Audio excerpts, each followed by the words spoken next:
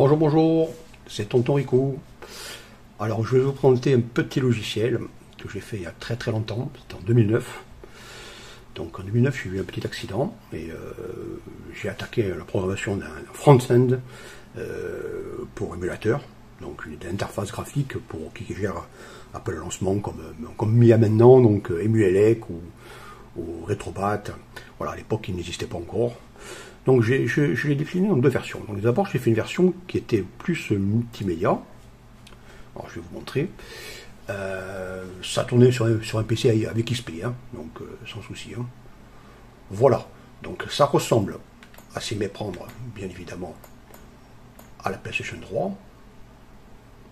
Voilà. Là, il y avait les MP3, on pouvait insérer de la musique, on pouvait mettre des films et des photos. Alors, niveau jeu, donc, là, c'était la partie vintage en Delcam, donc les petites miniatures, petits jeux LCD et autres. Voilà, donc on avait un menu, on sélectionnait l'émulateur en question. Donc là, c'était même, donc vous voyez, donc on pouvait sauter dans les aides là. Voilà, donc l'interface ressemble à s'y méprendre à une interface mixte avec ce qu'on trouve ailleurs. Voilà. On pouvait zoomer, hein, parce que bon, c'est une interface, on peut dire, semi 3D. Donc après le reste, c'est du standard, hein, vous lancez le jeu et il se lance. Voilà, donc on y va. Alors il y a plusieurs modes, donc Y, mode normal, étiré, sinon on pouvait le retourner. Donc je vais mettre le mode étiré, donc voilà, cadre.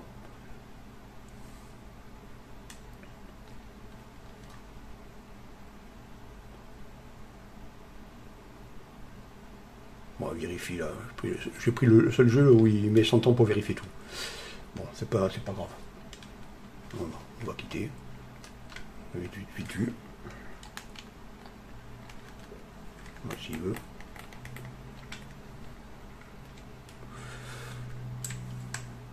Voilà.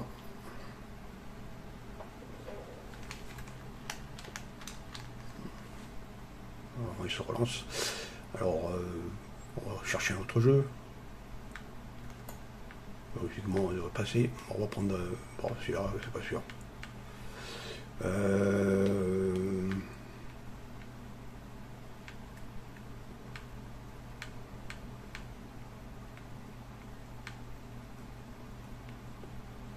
Il marche pas, ça je le sais. Oui, on va essayer celui-là. Là, j'ai ajouté au favori sans faire exprès.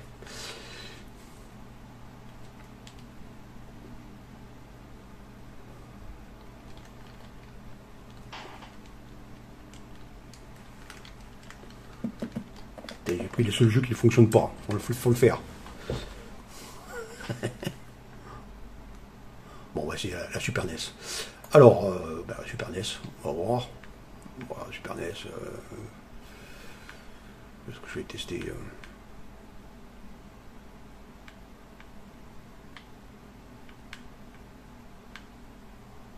tu l'auras lu.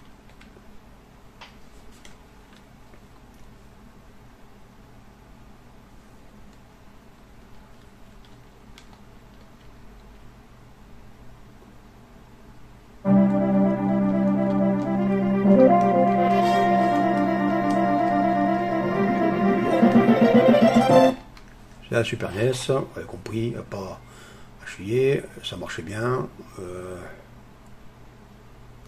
Donc là, on va changer de système, donc là c'est la NES. Mais ce que je vais vous montrer, c'est quand même la PC Engine, les coefficients. Donc là c'est l'Atari 2600, voilà. Donc on pouvait avoir toutes les consoles en un seul clic, hein, et il fallait choisir après donc la console qu'on voulait pour y aller, quoi. Donc j'ai pas rempli toutes les ROM parce que c'est une version, bon, comme je vous l'ai dit, j'ai abandonné. Et les ROM qui étaient sur le disque, je les ai enlevées parce qu'il y avait un Tera de jeu. C'est bon, il n'y a pas besoin de les mettre. Voilà, comme là, la Sony PlayStation, il n'y a pas de jeu. Donc voilà. Alors ça, c'était la première version que j'avais faite. Après, j'ai évolué. J'ai fait une autre version que j'ai appelée Arcada, qui est allée aussi sur la bande d'arcade. Donc elle est partie sous FX3 en public, mais après je l'ai appelée Arcada. Donc je vais vous montrer la version Arcada, qui est la même version que la FX3 3D, mais qui, comme je vous l'ai dit, donc il n'y a pas les vidéos, ni donc... écoutez, là, il a planté, bien, très bien, je sais pas pourquoi. Faut vous dire qu'il y a longtemps que j'ai abandonné un peu le système.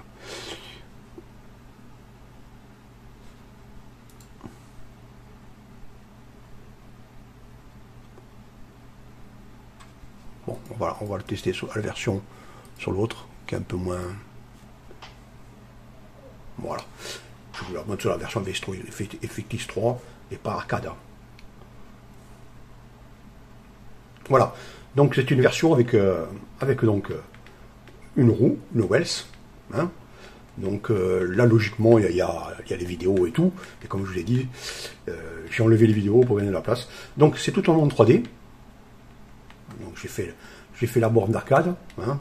Voilà, FTX3 arcade, je l'ai appelé. Alors, chose bien, c'est que pour toutes les autres consoles, vous allez voir, j'ai fait toutes les consoles en 3D. Je les ai refaites entièrement. Voilà. La NES. Voilà. On peut zoomer et voir la console comme elle est en vrai. C'est un peu comme une encyclopédie. Hein. Alors, certaines, malheureusement, je ne les avais pas. Pour celles que j'ai fait, bon, là, c'est la version 30 mailles. Alors, pour celles que j'avais pas, je les ai fait à partir de photos que j'ai trouvées sur Internet. Et j'ai essayé de les reprendre entièrement, comme si c'était les vrais. Voilà, donc là, celle-là je ne l'ai pas, j'aimerais la voir. On la trouve encore, elle n'est pas donnée. Hein. Voilà, donc la PC Engine, je l'ai refaite en 3D. D'ailleurs, certains de mes objets que j'ai fait là, je m'en suis servi un peu pour mes modèles de 3D que j'ai imprimés. La ColecoVision, donc ça, il n'y a pas de souci, je l'ai faite pareil. Hein. Voilà, donc les Wells, hein, donc hop, on peut voir les jeux, les fils. Là, bien sûr, elle, il n'y a pas de souci, vous la connaissez, la 7800, ok, la 7800, pardon, la 5200. La Vectrex, superbe Vectrex, voilà, ok. Donc la Nintendo 64, donc j'ai modélisé tous ces objets là, mais ça m'a pris du temps, je vous l'ai dit. Hein, je n'ai pas utilisé de scanner 3D, moi. La 32X, la Master, la Sega, tout simplement, la GX4 4000, la Game Boy, yeah. L'Atari Lynx, l'objet m'a servi, entre autres, pour faire la mini que je suis en train d'élaborer. La Game Boy, on ne la présente pas. La Color, on ne la présente pas. La Pocket, voilà. Ok, vous la connaissez. La WonderSwan. M2. La Magnavox Odyssey. Donc là, c'est les mini. Alors, j'ai fait tous les mini qui étaient disponibles, hein, que j'ai entièrement fait en 3D. Certains, d'ailleurs, je me suis servi de mes propres consoles. Monster. Hein. Vous pouvez voir, on peut tourner sur tous les angles. Hein. Donc, on peut voir l'objet sur tous les angles. Et ça fait un peu une petite encyclopédie des vieux jeux. Hein. Voilà, lui, là, Pac-Man, regardez. Je suis bien amusé pour le faire. Ah, Scramble. J'ai même fait l'effet de vitrage. Il marche logiquement.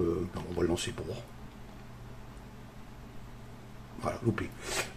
C'est pas le lancement là. Le lancement c'est Y. Alors on va le lancer. Ah ben bon, il fonctionne.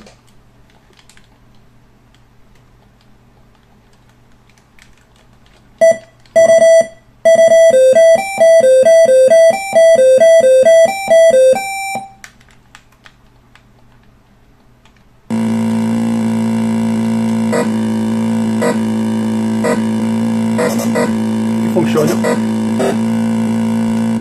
Voilà, donc on quitte avec la touche magique. Donc il fonctionne encore mon émulateur sous Windows 10 et Windows 11, ça je le confirme. Alors là-haut c'était un petit scrapper parce que j'avais mis un scrapper, mais il marche plus parce que je pense que mes identifiants ont dû être supprimés. La CKS G1000 qui devient très cher maintenant à l'achat, la Supervision, la Cougar Boy, je l'avais présenté, c'est là sur mon site, la Game Master, je l'avais présenté aussi. La PV, j'ai loupé l'occasion, j'aurais dû l'acheter, j'aurais pu, pas cher, et puis je ne l'ai pas pris. Bon, c'est pas grave. C'est là la Super Cassette Vision, donc je l'ai, en vrai. C'est là, commence à se faire cher aussi, quand on la trouve. Hein. Bon, c'est là, vous le savez, c'est inabordable, je l'ai fait en mini, moi, pour mon plaisir. C'est introuvable. C'est là, commence à être cher aussi. Hein. La Tommy Junior, la Puyo. C'est là, on la trouve encore. Voilà, donc ça fonctionne bien, hein, on peut voir les jeux. Donc les jeux, on les voit dans l'écran, c'est ça qui est bien dans la présentation. Les autres sont dans la télé, et là on voit les jeux présentés sur l'écran lui-même de la console. On revient alors que c'est fini, j'avais fini. Bon, j'en ai rajouté d'autres, mais pas sur cette version. Voilà, donc là ici pareil, on voit les jeux sur l'écran. Pareil là aussi.